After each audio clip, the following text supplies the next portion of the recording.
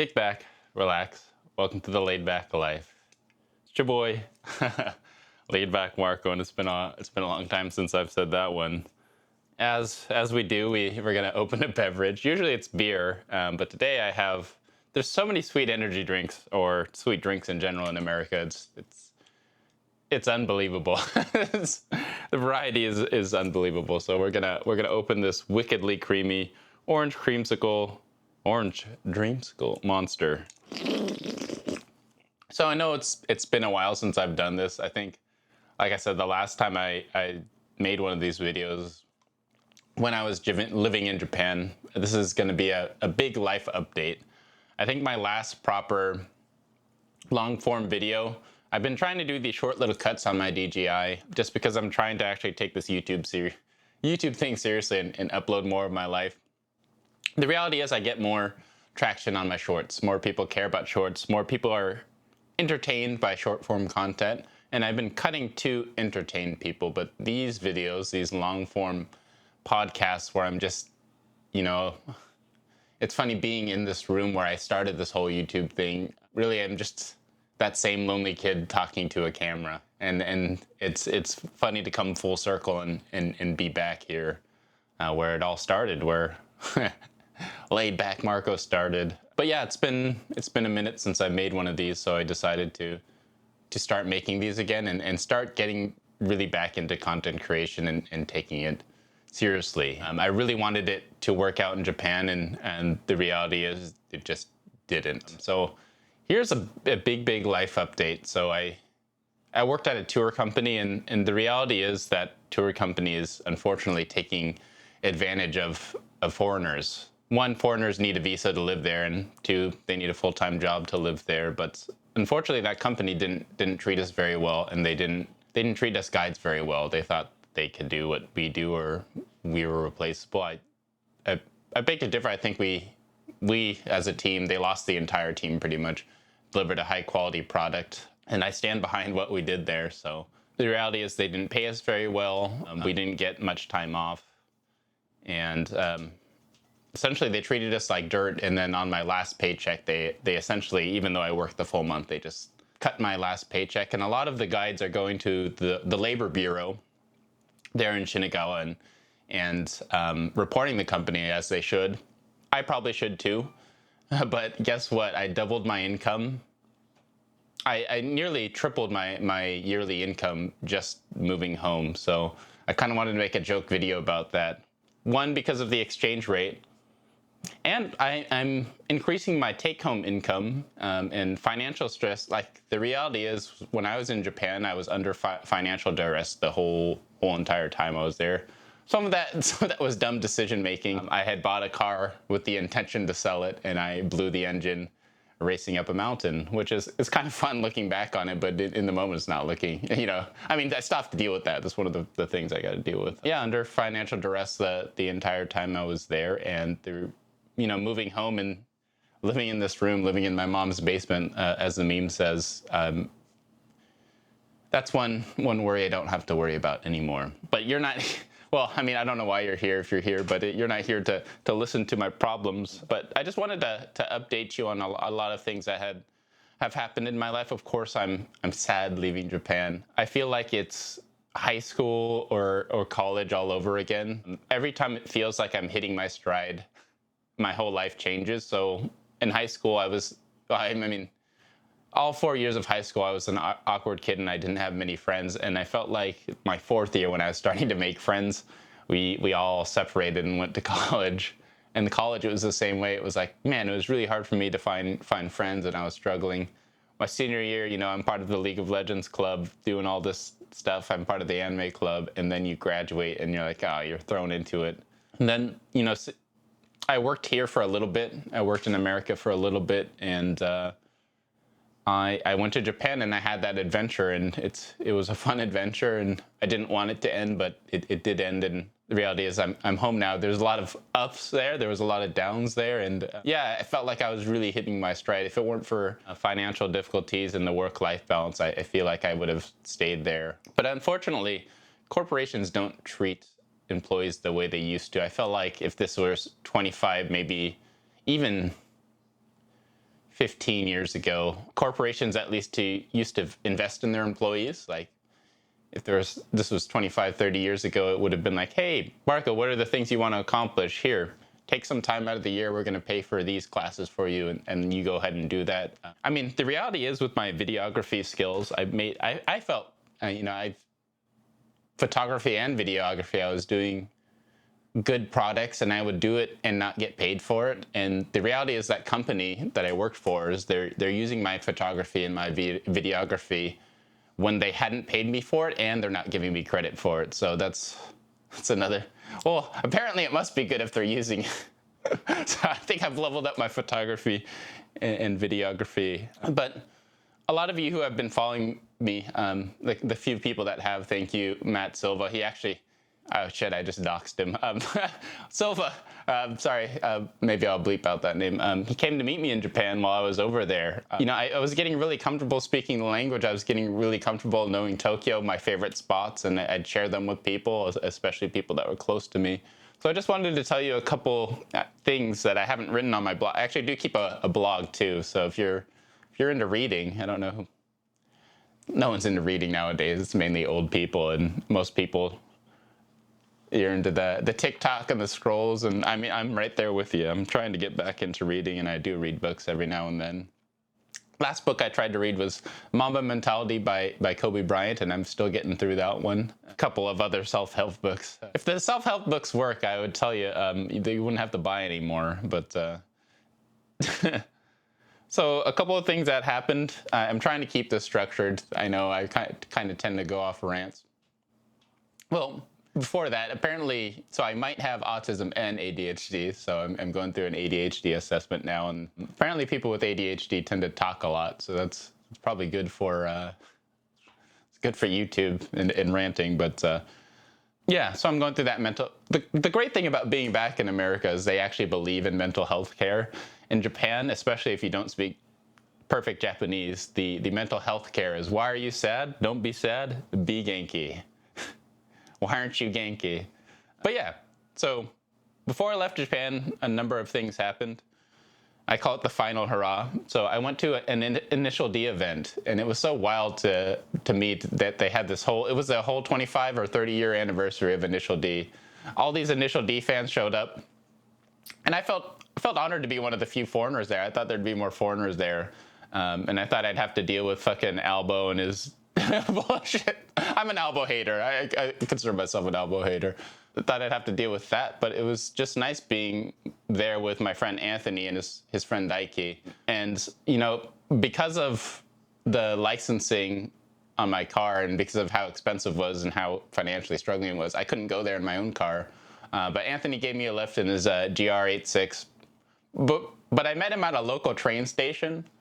And I'd gone there on like the first train, but Anthony was driving from Gunma and he was a little late. But it was like small town Japan train station right by this big Fuji Speedway, and I actually enjoy those parts of Japan more than like Tokyo, Yokohama, and the big cities. It was just this little station, and I was a weird foreigner napping on the bench waiting for my friend. But those parts of Japan those are the parts that people need to see and get out of Tokyo, and especially Kyoto. But I went to the Initial D event. I saw my friend Yoshitatsu, who's I'm forever thankful for Yoshitatsu. He's a professional driver, and I met him in Gunma through my friend Dark. Every time I met him, Yoshitatsu was so nice, and I didn't know why. I don't know why he was so nice to me. Maybe he's just a nice person. Well, he's probably just a nice person, but he always helped me with my cars. And if he ever comes to Japan or America, I told him that he could crash at my place, and I'm sure my mom would be fine with it. But yeah, I got to see him and talk to him about Initial D, and it's funny because Yoshitatsu actually lived kind of Takumi's life. He grew up in Gunma, was a young kid, and cars were super cheap, so he got into drifting. And I asked him, I was like, oh, do you like Initial D much? He's like, no, I never really liked the Initial D, because when I was a kid, I could just go do the real thing. And I was like, well, that makes sense. You don't like it because it's, I have a weird relationship with car culture. I feel like I don't like what it's become. It's like this clout chase. Maybe it was always like a clout chasing, like, oh, look at me and my awesome car thing. But maybe with social media, it's exploded that part of car culture. But I went to an Initial D event. Two of my high school friends. So in high school, like I said, I did have friends. It was like this Xbox Live friend group. We never actually ate in the cafeteria. And I feel like a lot of us felt like we didn't fit into I call them normies in high school. I know that's normies. It might be is that like are you not supposed to call people normies? Anyway, we didn't fit in like the normies, so we ate out in the front of the library. And it was the same core group of people like all 4 years. Like sometimes people would have different lunch periods, so it would change, and I would go look at cars on Craigslist. And you know, it's funny, when I was looking at cars on Craigslist, all these irrelevant cars would come up. And I met the guy who did that. His name's Colin. He works for, he has his own company called AutoZ Network. But at the time, he worked for a company called Northwest Motorsports. And they would just take all these irrelevant hashtags and they'd put them on their cars. So it was impossible. Anyway, I met that guy, and I work with him sometimes now.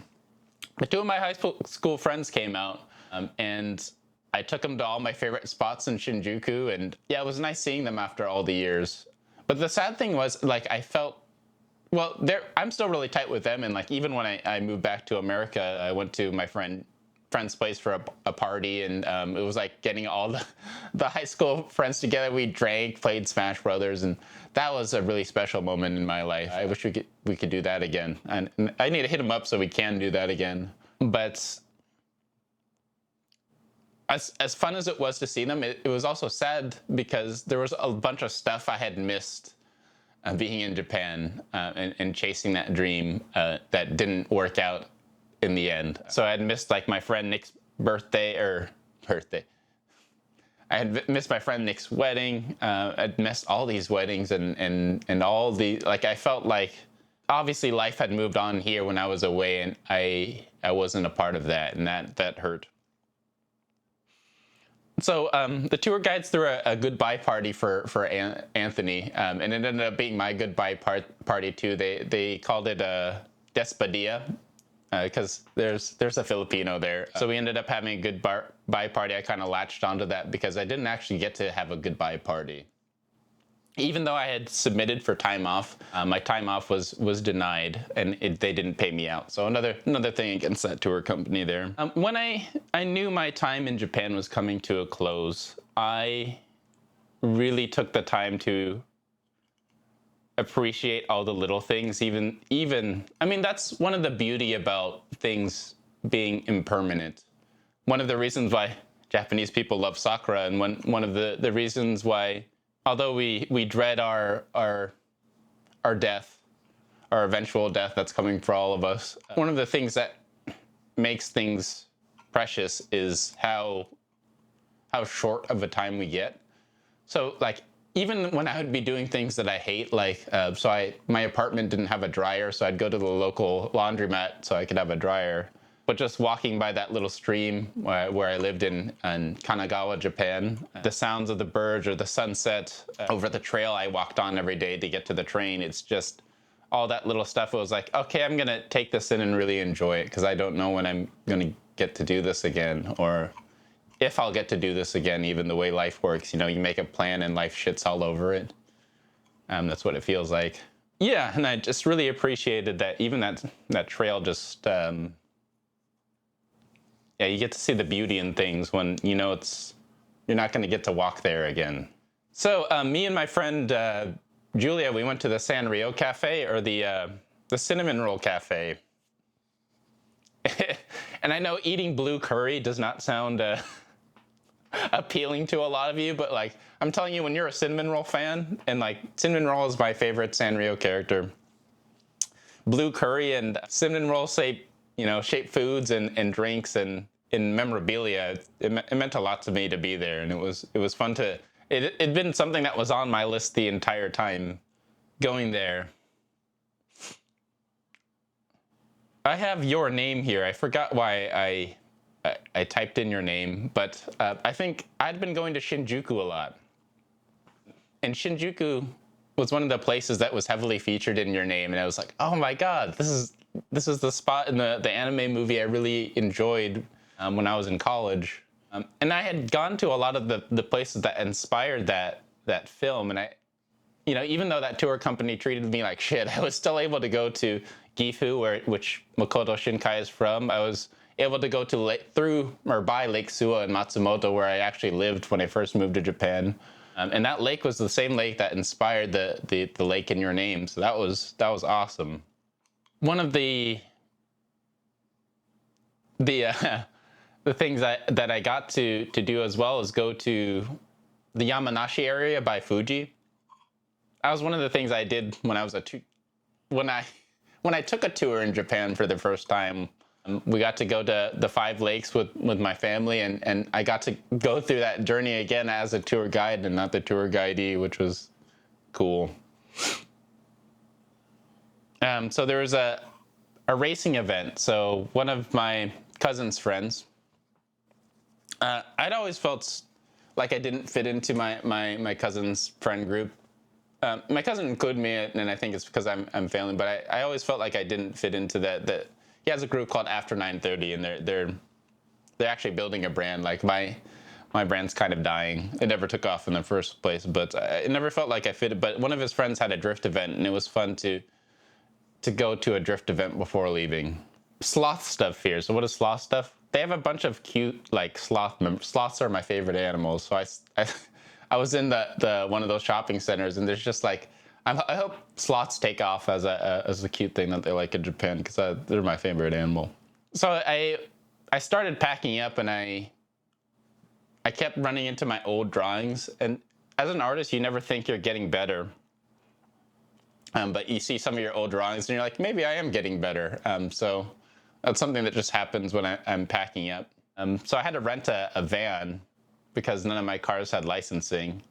And I was driving back and forth to a storage unit, which it's not fun. And I still need to go through all of that crap, and you probably get rid of a lot of that crap. But some of that stuff to me is priceless, even though I know it's probably spend more money to keep it than it's worth. But some of that stuff to me is like, it's more than stuff. Like when you and I could be a hoarder for all I know, but it's like all that stuff, when I look at it, there's like memories built into there. The furniture, I'm not, I don't care about the furniture, but it's things like books and drawings and notes from people and things like that. That's the stuff that I can't replace. I'm a terrible planner, and I think most people who know me know I'm a terrible planner. So my move to back home was, it was as a nightmare, and one of the people I owe dearly for that is my girlfriend. And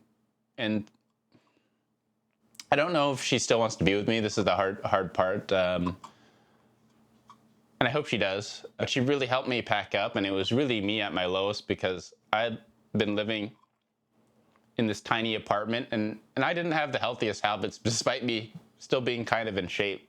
I think I was very depressed, and my apartment kind of showed that.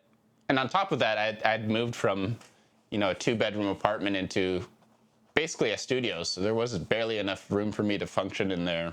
But the plan was that I'd move into a tiny apartment temporarily and move into a bigger one. But moving in Japan is actually quite expensive. That never happened, obviously. Now I'm living in my teenage bedroom, which is probably bigger than the entirety of my apartment, including the bathroom and the kitchen. In America. So I really owe her for helping me not only clean that apartment, but wrap up all the paperwork and handing the keys over. Yeah. So I had, because of my terrible planning, I had like 5 suitcases. I had to carry, so I dropped them off at the rental car place, and then they needed a whole van to carry me and my stuff.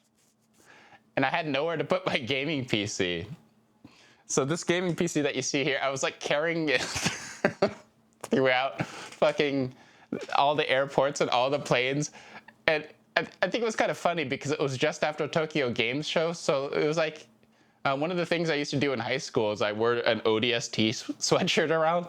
And anyone who would ask me about like, what does ODST means, I would just not tell them or not respond, or I forgot how I handled it. It wasn't very gracefully. I was like, I think I said, "Don't worry about it," was my number one response, because I was so embarrassed about liking Halo OD, even though I went into Hot Topic and it was clearance because, before every school year, even though my parents were like, okay, we're like middle class, but we're throwing all our money at this private school. So we're really like, we're barely scraping by. We could have been doing better. My dad shared more of his money, but he had his own vices, and I won't tell you about them now because that's a side story. Well, this is already a side story, but I want to get on the side story of the side story. But we went to Hot Topic, and they had this like size 3XL ODST thing in the clearance rack, and it was the only thing I wanted. They didn't have any smaller sizes, and it was on the clearance rack, so I was like, oh, we can get this cheap. So that was the new clothes I had for my freshman year of high school or sophomore year, whatever it was. So it was like down here past my knees, but I didn't care because it said Halo ODST. But I was embarrassed about it at school. So anyone who would ask me about it, obviously I'm not going to tell them because it's like, yeah, this nerdy thing called Orbital Drop Shock Trooper. They're like paratroopers in Halo, right? I'm not going to tell some normie about that. They don't want to know about that. But anyone who like knew about ODST and that would just like nod their head or talk to me about Halo, it was like, okay, now I can be myself around you because you're not going to make fun of me. So it was kind of like that. Like when I was carrying around the gaming PC, you could see that other gamers would look at the PC and kind of nod their head, and I'd nod my head back or have like a small conversation with them. And after Tokyo Game Show, which I did go to one year, and I wish I could go to everyone because it is really fun to go to those kind of game shows and conventions. Even though it is like, for an autistic person, it is just too stimulating. Like it's almost too much. Like those big car shows and everything too. But like, yeah, it was nice being able to have that like, yeah, you understand this and I understand this. And one of the cool things is one of the internet people that helped get me through a lot of stuff in Japan. My friend Tinchi recommended him to me. Tinchi is like my Apex mentor, my Apex Legends friend and mentor. But he recommended me, I watch a channel called Healthy Gamer GG. I actually met one of the people of the Healthy Gamer GG team in California when I was carrying around my big PC. It was nice to have a conversation with them. So I had a nice welcome home, and it is nice being home. Like, I describe it to people like when I got home in Japan, it was kind of a depressing feeling. It was just an empty house. But when I get home here, my dog is hella excited to see me. My mom tells me or asks me how my day is. My little sister talks to me. It's just like, oh my God, this is what it's like to not live alone. And especially with people who know me growing up. And it's nice to show them that I've matured, and it's nice to see how far they've come. So that was cool. So one of the things I talked about on my blog last year, I don't think I made a YouTube video about it, but was how depressing my birthday was. I think, and one of the reasons, like, I don't think I'm that personable of a person, but I had a birthday party in Japan and only one person showed up out of everyone I invited, which was Mini Beast. Mini Beast is fucking awesome. I still play video games with Mini Beast. We're about to play Apex next Tuesday on Twitch if you want to watch that. But man, that was a low moment for me, and it made me realize, one, maybe people I thought were my friends aren't actually my friends, and two, maybe I need to make some changes because maybe I'm the problem. When I came to America, I had like almost 3 or 4 birthday celebrations, and it made me feel really special. I went over to my cousin's place. They cooked pho for me because pho is one of my favorite. He stayed up. I figured out my cousin has probably autism and ADHD too, but he stayed up all night cooking pho. We celebrated that. I went to Canada with my boss and my friend and my general manager, and we celebrated my birthday. We went to Canada again with my mom and my sister and celebrated my birthday seeing my favorite DJ. The last thing was at the dealership. They had a cake for me, and I cried there. I cried like a bitch. I was like, oh my God, people actually care. So now I'm a manager. It's weird for me to be a manager. I feel like it's a level of responsibility that I'm not used to, where I'm used to being like, hey, and sometimes I need that. It's like, hey, do this task by this time. But then, like, I don't want to be micromanaged at the same time. So I did have an autistic breakdown once. I just kind of like I think the stress of everything and I just like This is the first time. Well, it's the first time in a while it's happened. I just like held my head and I was just rocking back and forth, and I kind of shut down. I sold my first car. Being in the car business, I sold it to my little sister, and she loves it. And that car's really awesome. It's a BMW X3. I didn't know modern cars had all these awesome stuff. I still drive my 2007 Impreza WRX, which I love. I've been making more shorts. That's another thing I've been doing. So like, if you've watched the channel, it's probably just all shorts. I've been trying to upload almost everything, things about my life, things about my car, things about gaming. I met up with some old college friends. We've been going out and eating or watching movies, or so that's been nice. I'm gonna do a bird watching thing next Saturday. A lot of stuff. I tried yoga and I got my ass kicked. So yoga is like, I went out for a night drinking with my high school friends. It was like some alumni event, pizza and drinking. And my sister's like, oh, be careful, we have yoga the next day. And I was like, yeah, yoga. Like, okay, we're gonna saying namaste and we're gonna stretch. Bro, like, this nigga brought out like weights and then resistance bands, and I was like, what kind of yoga is this? I was expecting to be relaxed and stretching, and I'm probably gonna keep doing that yoga after I cancel my Japanese gym membership, which I still need to do. But yeah, it was one of the best workouts I've ever had. I can see why people get skinny doing that yoga thing. Brunch, I don't understand that, so we're gonna skip that. Hosting dinner. Yeah, so my sister is a host of things, which is good for me because I need to be more social. Because if it weren't for her, I'd probably just sit around the house all day, on my days off, and just sit inside and talk to this camera or do. But it's good for me to not only meet her friend circle, but also to socialize. Okay. Oh, we had a big Friendsmas party. Last thing, Friendsmas and Thanksgiving. And I had DJ'd at one of our parties, like our little house party, so that was fun. I think, yeah, I think the last thing I wanted to talk about is just, yeah, it feels sad to leave the people, well, especially my girlfriend, right? But leave the people behind in Japan that I knew. And where I still feel, and I'm actually working through therapy. I have therapy, but I still feel lost in my day-to-day life, where it's like I want all this stuff to happen, but some of the stuff is not very realistic, right? And then it's like, okay, I'm doing this job to get financially stable so I have time to DJ and do art and stuff more, when it's like, shouldn't I try to do this more? But it's like, shouldn't you not do that for fine? Yeah, creating is a confusing space, I think. Being an artist is any sort of creator, even talking to this damn camera in my room is, because do I make this more cinematic and more entertaining to create for other people, or do I create for myself?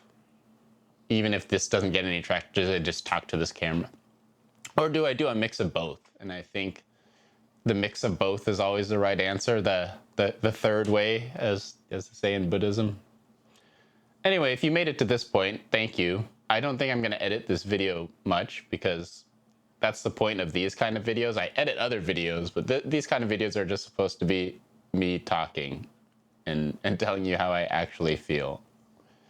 Whether that's valuable to anybody, probably not, but it helps me. So keep it chill, guys.